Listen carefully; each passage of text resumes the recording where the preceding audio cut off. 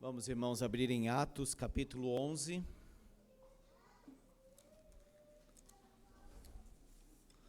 Versos 1 a 18.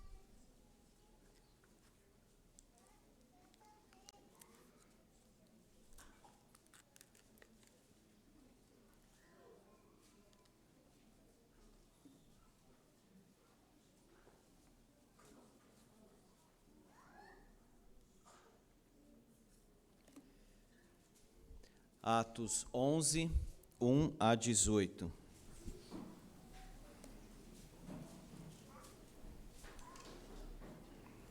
Nós vamos falar hoje sobre conversão, a bênção da conversão dos gentios.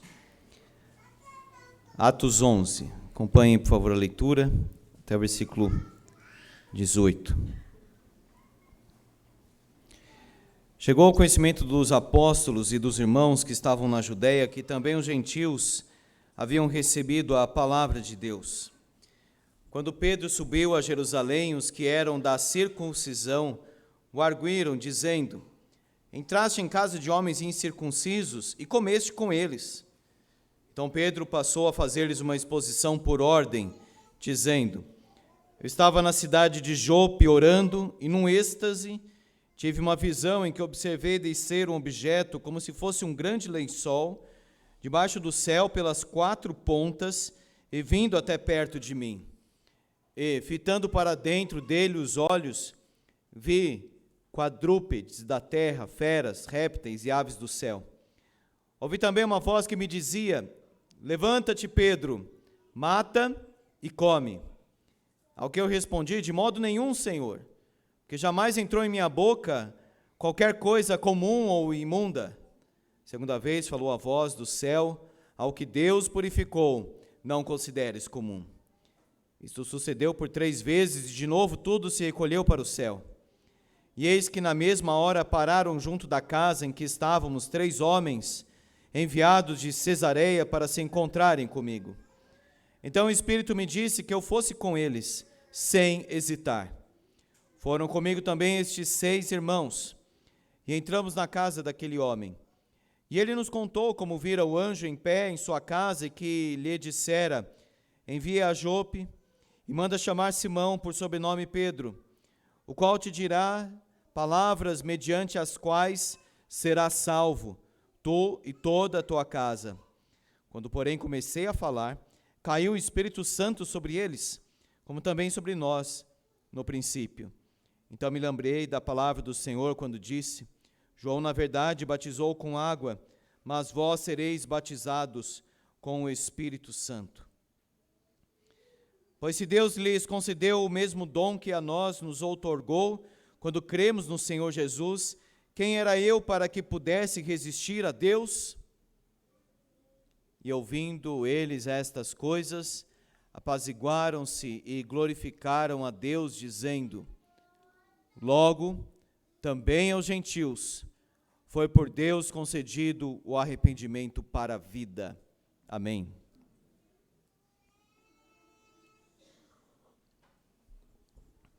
Meus irmãos, algumas coisas são difíceis de mudar, ou algumas coisas demoram para mudar.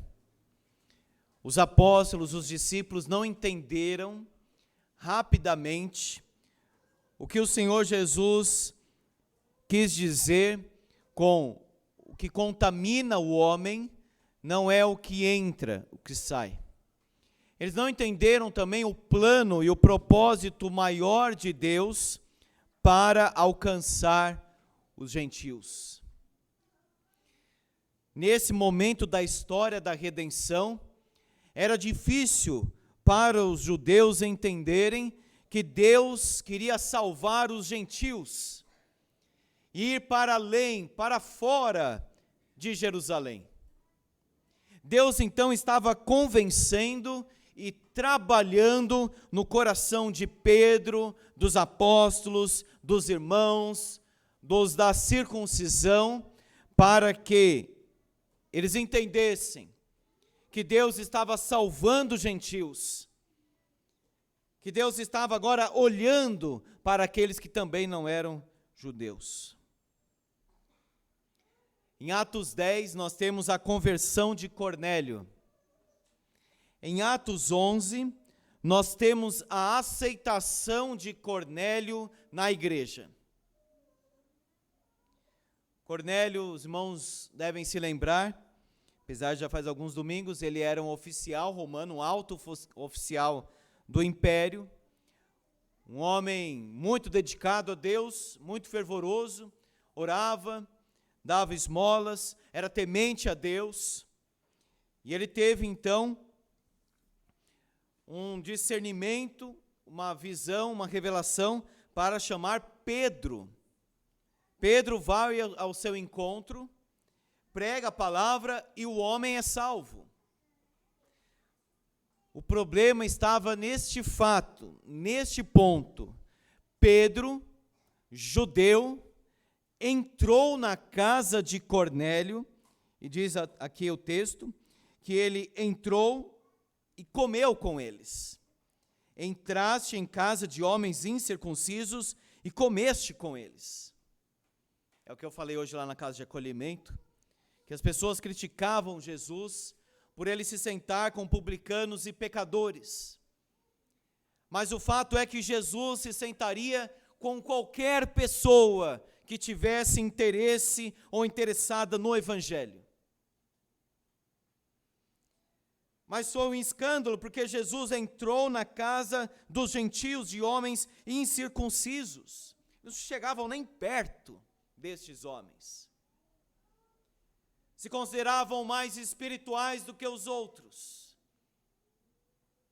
merecedores de Deus, e os outros não. Deus estava mudando a cabeça de Pedro, e nós precisamos, irmãos, disso, de buscar a presença de Deus em oração e muita leitura bíblica espiritual, não só uma leitura técnica, avaliativa, só estudiosa, mas aquela leitura espiritual, ou seja, do Espírito, dirigida pelo Espírito, que vai entrando e mudando o modo como nós enxergamos tudo. Veja, Deus estava mudando a cabeça de Pedro, ele já estava transformado aqui. Qual que era o contexto, então, em primeiro lugar, providencial da conversão de Cornélio? Deus preparou o coração de Cornélio, Deus preparou o coração de Pedro, porque ambos estavam orando. Cornélio era um homem de oração, e Pedro, enquanto preparavam o almoço dele, diz lá o texto, estava orando no eirado, naquela parte da laje em cima. A vida era muito comum e simples. A vida não era escravizada com agenda, horário, punições como hoje. Então Pedro conseguia pescar, almoçar em casa e viajar, depois ele voltava. Uma vida mais no lar, como deveria ser. Ele conseguia então ter esse momento ali com a sua família, de almoço, de oração em casa, de busca da presença de Deus. Mas hoje, irmãos, muitas vezes nós estamos esmagados contra o tempo. E chega no final do dia, está completamente esgotado, não aguenta nem orar, e não orou quando acordou também, nem durante o dia. Nós estamos como que presos numa agenda, que não tem uma certa folga para se dedicar à oração. Precisamos encontrar tempo para orar. Administrar bem a nossa vida, horários, atividades, para termos um tempo de oração. Porque Cornélio orava, Pedro orava, e Deus estava fazendo a obra. Quando nós oramos, Deus age. Quando o homem age, o que acontece diante disso são problemas, e coisas não resolvidas, e coisas pioradas, por assim dizer. Mas os dois estavam orando. Enquanto Pedro orava, Deus deu a ele discernimento. E quando ele termina aquela visão, os homens de Cesareia chegam. Onde Pedro estava? Jope. E na história da redenção isso tem um significado, porque foi ali que Jonas estava fugindo da missão. Agora é neste lugar, Jope, que Pedro está sendo chamado para ser um missionário. Deus está como que revertendo agora as coisas para que a missão acontecesse. Depois que ele tem a visão, chegam os homens enviados de Cesareia. E aí ele ligou os pontos, ele ligou as coisas. O Espírito Santo falou com Pedro. O que eu estranho hoje, irmãos, é que muitas vezes o Espírito Santo, segundo algumas pessoas, está falando coisas assim que são diferentes daquelas que ele falava nessa época. Porque aqui, quando o Espírito Santo fala, é para Pedro ir para algum lugar pregar o Evangelho. Não é exatamente alguma coisa sobre Pedro, sobre a vida de Pedro, ou sobre a prosperidade de Pedro. O Espírito me disse que eu fosse com eles sem hesitar. Então o Espírito Santo está colocando Pedro aqui num caminho de obediência. Ele vai, prega, e o Espírito Santo desce sobre eles. Esse é o contexto da conversão de Cornélio. Pedro, você comeu com eles, você entrou na casa deles. E aí Pedro disse, eu estava orando. Eu vi um lençol cheio de animais impuros, imundos, que o judeu não come por causa da lei de Levítico. Mas o Senhor disse, Pedro, mata e come. O que eu purifiquei, não considere comum ou banal, ou algo assim que tem que ser colocado à parte. Quando Pedro vai até a casa de Cornélio, ele prega, o Espírito Santo desce. Veja o que Pedro fala. Caiu o Espírito Santo sobre eles, como também sobre nós no princípio. Versículo 15. Então essa descida do Espírito Santo é como um desdobramento do Pentecostes. Ou seja, Deus estava mostrando para os judeus o seguinte: veja, da mesma forma como o Espírito Santo desceu lá em Jerusalém, na festa do Pentecoste, desceu também sobre os gentios. Era um momento então de transição e confirmação. Por isso que o Espírito Santo descia dessa forma, para confirmar que Deus estava agora aceitando os gentios.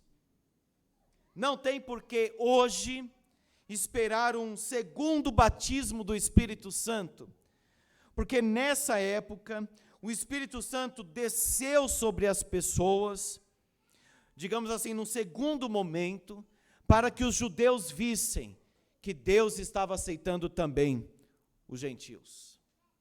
Esse era o propósito chamado batismo com o Espírito Santo. Como que a conversão é definida? Primeiro, a palavra é recebida. Olha só o versículo 1. Os gentios haviam recebido a palavra de Deus. Atos 8:14. Os samaritanos receberam a palavra de Deus. Então você conhece um cristão verdadeiro quando ele recebe a palavra na vida dele. E ele tem interesse em ler a Bíblia. E ele ama a Bíblia. Medita na Bíblia. Memoriza a Bíblia. E não se cansa da Bíblia. E começa a olhar o que o texto está dizendo e moldar a sua vida de acordo com a palavra de Deus. O cristão é aquele que recebeu a palavra. Ele agora se enche da palavra. Ele medita na palavra, ele mergulha a palavra, ele vive na palavra. Receber a palavra, em Lucas 24, quando Jesus está pregando aqueles discípulos, caminhos de Emaús, os discípulos falam, não nos ardia o coração. O coração tem que arder quando a palavra de Deus é pregada. O coração precisa realmente inflamar, como que acender, quando nós ouvimos a Bíblia. E quando nós ouvimos um sermão, nós temos que falar como Atos 2:37, os irmãos falaram, ouvindo as palavras de Pedro, eles disseram, que faremos, irmãos? E Pedro disse: se arrependam dos seus pecados. A fé vem pelo ouvir, e ouvir da palavra de Deus. Romanos 10, 17. Por isso que Satanás hoje quer tirar a palavra de Deus, aí coloca outras coisas. Excesso de música na igreja, excesso de louvor, excesso de apresentação, excesso de programação, e outras coisas, e outras coisas, e outras coisas.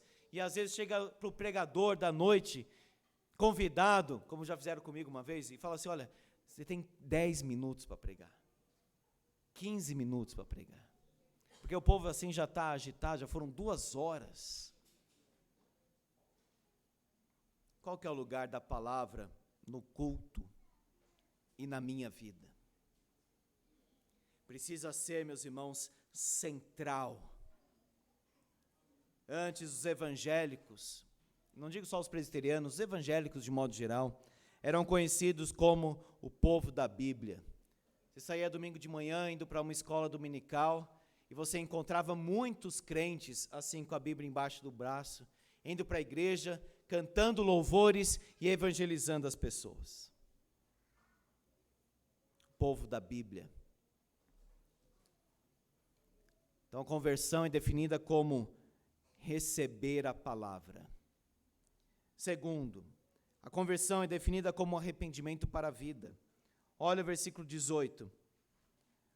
Aos gentios foi por Deus concedido o arrependimento para a vida. O caminho da salvação é o arrependimento. É quando eu lamento profundamente, é quase como que um luto espiritual, a vida de pecado que eu levei, as coisas que eu fiz que ofenderam muito a Deus. O arrependimento é algo contínuo e não esporádico, e não pontual, é algo que toma a vida do crente, o arrependimento para vida. O fruto do arrependimento é a vida eterna. E João 17 diz: a vida eterna é esta, que conheçam a Ti. E essa era a pregação de Jesus: arrependei-vos, porque está próximo o reino dos céus. E essa era a pregação de João Batista: arrependei-vos, porque está próximo o reino de Deus. Conversão, então, é dizer: eu sou um grande pecador e Deus é santo. Eu estou convencido da minha miséria. Não é o outro só que é miserável, eu sou, eu mais que ele. É isso que eles precisavam entender: judeus e gentios são pecadores e Deus é santo. Deus é eterno, Deus é outro. Deus não tem pecado, Deus não tem sombra de variação. Deus é altíssimo, Deus é soberano, Deus é glorioso, e nós somos pecadores, e muito pecadores. Precisa ter o arrependimento. Paulo diz: eu preguei testificando a judeus e gregos o arrependimento para com Deus e a fé em nosso Senhor Jesus. O arrependimento envolve o intelecto, quando nós entendemos quem Deus é. Entendemos que nós somos pecadores, que nós estamos longe de Deus. Ah, mas eu faço boas obras, eu sou uma pessoa boa. Meus irmãos, Deus precisa convencer o nosso coração de que nós não somos bons. Sabe o que acontece? Deus diz o seguinte: você precisa fazer todas as obras perfeitamente e totalmente para a minha glória. Ninguém aqui faz. Ninguém. Essa régua de perfeição de Deus não encaixa em nenhum homem. Estão todos fora do padrão de Deus. É perfeito e santo. Por isso que nós precisamos de um Salvador, irmãos, que é Jesus Cristo. Aquele que coloca a sua fé em Jesus, aquele que confia em Jesus, aquele que diz: Jesus morreu para pagar o preço dos meus pecados, o castigo que me traz a paz, porque eu merecia o inferno. Eu merecia a maior condenação possível, eu merecia. Mas este castigo caiu, porque o Pai lançou sobre o Filho, e eu confio, eu acredito, eu creio no sacrifício de Jesus. Crê no Senhor Jesus e será salvo. É quando entende isso. É um arrependimento intelectual, mas também emocional. Paulo fala em 2 Coríntios 7, da tristeza segundo Deus. Qual foi a última vez que nós choramos diante do Senhor por causa dos nossos pecados? Você lembra de ter chorado pelos pecados? Você fica humilhado, quebrado, constrangido na presença do Senhor. Ele conhece a nossa vida, meus irmãos. Ele sabe os pensamentos, Ele sabe as palavras, Ele sabe o que faz no secreto, sabe tudo, como um livro aberto diante dEle. Precisamos então ter aquele coração que Davi teve quando ele pecou, e ele não atacou Natã, ele disse: pequei contra o Senhor. Ele começou a jejuar, e ele se sentia até muito fraco de tanto jejum, oração, e ele não queria comer mais, e ele molhava toda a sua cama com as suas lágrimas, como se estivesse alargando o seu leito, de tanto chorar por causa do seu pecado contra Deus. Nós temos que orar, como dizia certo puritano, pedindo perdão pelo nosso arrependimento fraco. Arrependimento do arrependimento que teve. Quando o Senhor diz, quando nós falamos: Senhor, eu estou arrependido de ter feito aquilo, e é como se Deus dissesse assim: você realmente está arrependido? Você realmente está triste por ter feito aquilo? Coração quebrantado, quebrado, compungido, contrito, Deus não despreza. Não é dízimo que reconcilia com Deus. Entrega o seu dízimo, Deus vai prosperar a sua vida. Não é isso que a Bíblia diz. A Bíblia diz: vem na presença do Senhor, coloca o seu coração na presença dEle, rasga o seu coração, pede perdão para o Senhor, chora, lamenta o seu pecado, clama pela misericórdia de Deus. O arrependimento tem um aspecto intelectual, emocional e volitivo, ou seja, Deus muda a nossa vontade. Quando nós verdadeiramente nos arrependemos, nós passamos a desejar outras coisas que são santas. O arrependimento genuíno traz o horror do pecado. Eu não quero mais pecar. Eu não quero mais frequentar aquelas festas. Eu não quero mais usar aquelas coisas. Eu não quero mais falar. Eu não quero ter mais esse tipo de conversa. Eu não quero mais pensar desta forma. Eu não quero mais entrar nestes sites. Eu não quero mais pecar contra Deus. Deus transforma o interior. Deus transforma por dentro. Ele não muda o comportamento só por fora. Ele muda dentro. E aquilo que antes nós desejávamos, agora nós abominamos. Não quero mais isso. Isso é arrependimento. Nós precisamos descer, irmãos, para águas mais profundas do arrependimento.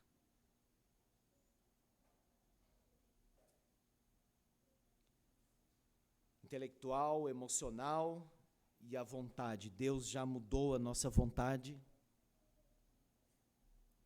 Por último, qual que é o fruto da conversão na vida da igreja? É interessante que quando os irmãos ouviram o relato de Pedro aqui, e Pedro disse: se Deus concedeu o mesmo dom para eles? Aquele dom que nós recebemos quando cremos. Olha o versículo 17, o finalzinho. Quem era eu para que pudesse resistir a Deus? Pedro não resiste mais, ele mudou. Na verdade, Jesus mudou ele. Vamos ser sinceros, irmãos. Algumas coisas a gente resiste.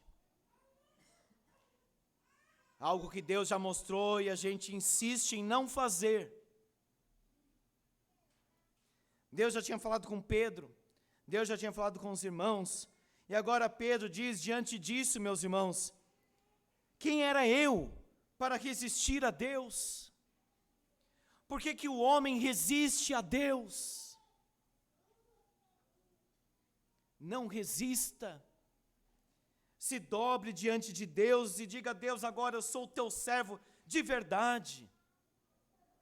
Deus, agora o meu coração é teu completamente.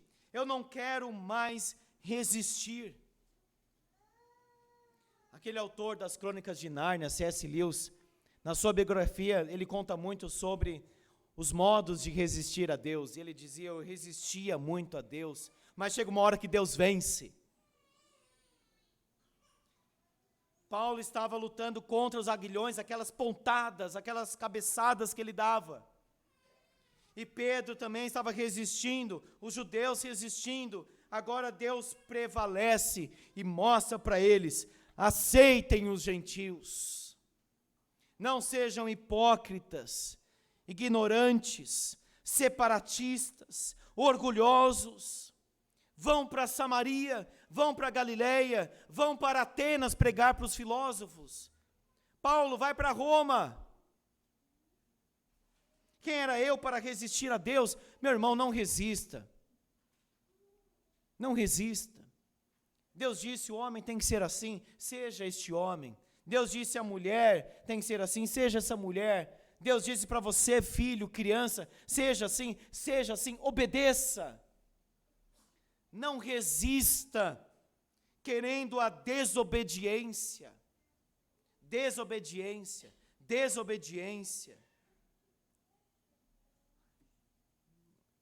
Um exercício, irmãos, importante na leitura bíblica é ler a Bíblia para mim mesmo. Então eu tenho que pensar, quem era eu para que pudesse resistir a Deus? Senhor, o que é que eu tenho resistido? O que é que eu tenho insistido? Por que eu estou resistindo? Qual que é o ponto da minha vida?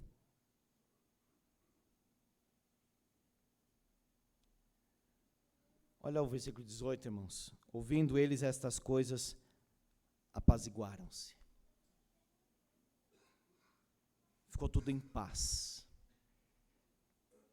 E glorificaram a Deus, dizendo logo também aos gentios, foi por Deus concedido o arrependimento para a vida.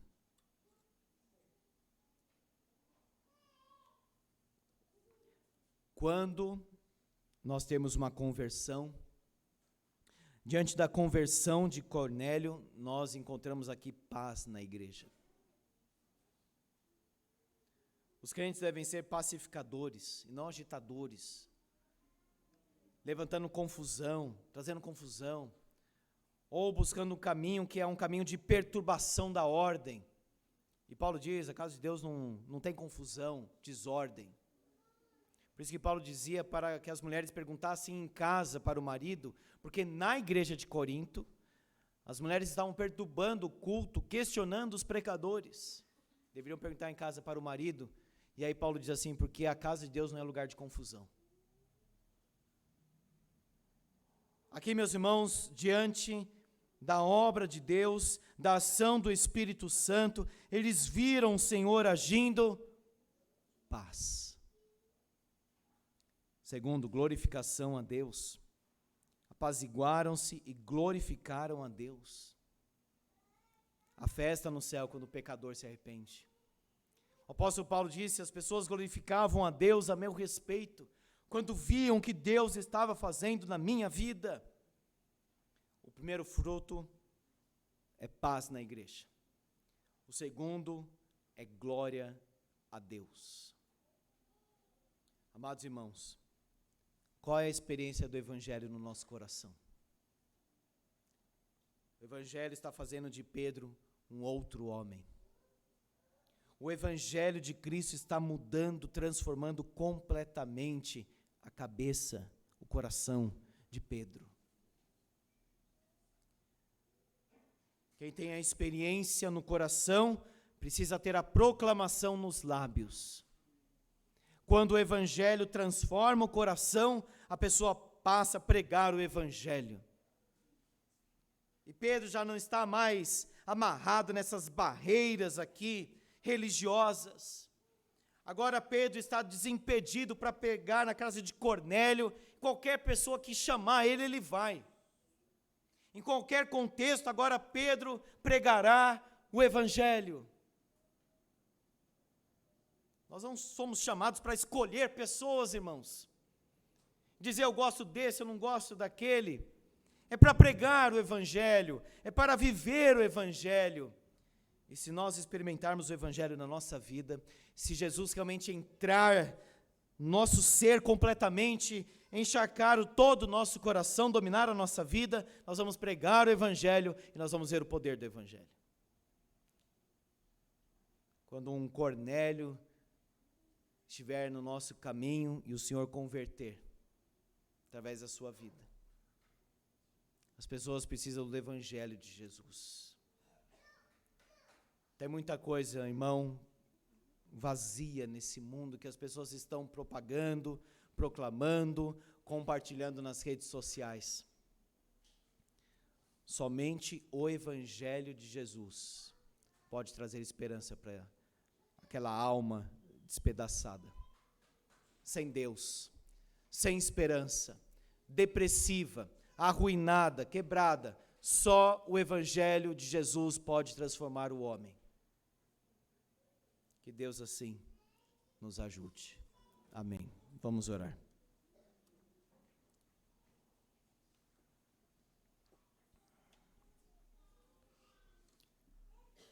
Peça para o Senhor agir no seu coração, na sua vida. Entregue a sua vida para Jesus.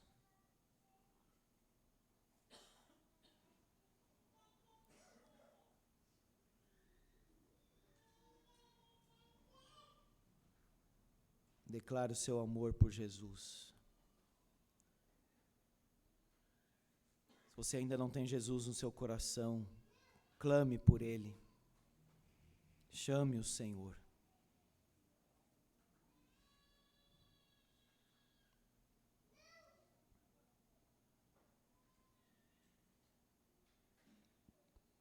Perdão, Deus. Perdão, porque a tendência do nosso coração é esta: olharmos para algumas pessoas com desprezo, separação, sermos pessoas separatistas, facciosas, contenciosas. Tira de nós, ó Deus. Somos menos que pó. Se não fosse o Senhor na nossa vida, não conseguimos nem imaginar. Que possamos entrar, Senhor, nas casas, que possamos pregar o Evangelho para as pessoas, que o Senhor coloque, ó Deus, a mensagem nos nossos lábios, que esta mensagem queime no nosso coração, ó Deus. Que o teu povo não fique quieto, parado, Senhor, silencioso, mudo, que não sabe pregar, não sabe evangelizar, não sabe compartilhar. Desce, Senhor, sobre nós, aviva a tua igreja, Senhor, para que almas sejam convertidas e salvas. O Senhor transformou a vida de Pedro, Senhor, louvado seja o teu nome pelo que o Senhor fez na vida dele. A compreensão que o Senhor deu para os apóstolos e os irmãos. Tem misericórdia de nós, ó Deus. Tem misericórdia da tua igreja. Que possamos ter uma experiência mais profunda do Evangelho de Jesus.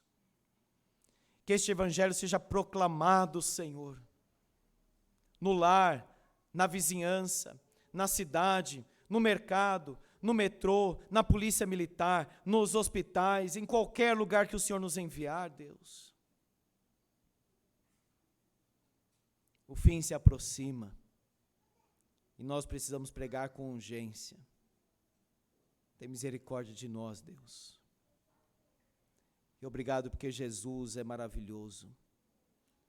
É o nosso Salvador, nosso Senhor, nosso Mestre, nosso Rei. Ó Deus, santifica o nosso Natal, Senhor. Que possamos lembrar do nascimento tão amoroso de Jesus, que veio a este mundo de pecadores como nós. Mesmo assim ele veio, ele se encarnou, viveu entre nós, suportou as nossas fraquezas e mazelas e foi até a cruz. Ó Deus, nós aguardamos a vinda de Jesus com enorme expectativa, porque nós queremos ir, Senhor. Nós queremos voltar para casa, porque o nosso lugar não é aqui. Enquanto estivermos aqui, que a nossa vida seja útil em Tuas mãos. Transforma, Senhor, a nossa mente. Transforma, Senhor, o modo como nós enxergamos as coisas.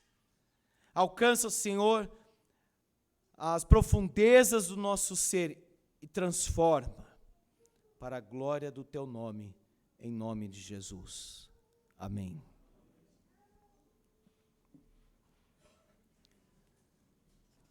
Amados irmãos, preparando-nos para a ceia, vamos cantar em memória, número 243.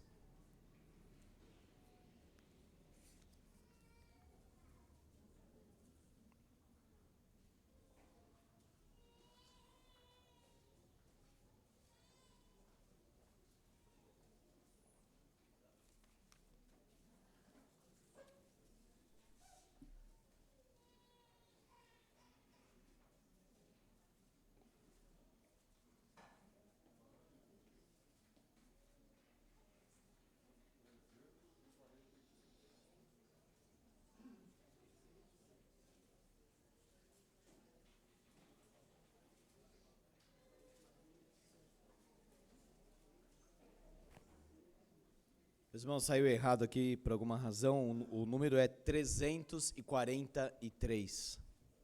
343, é em memória.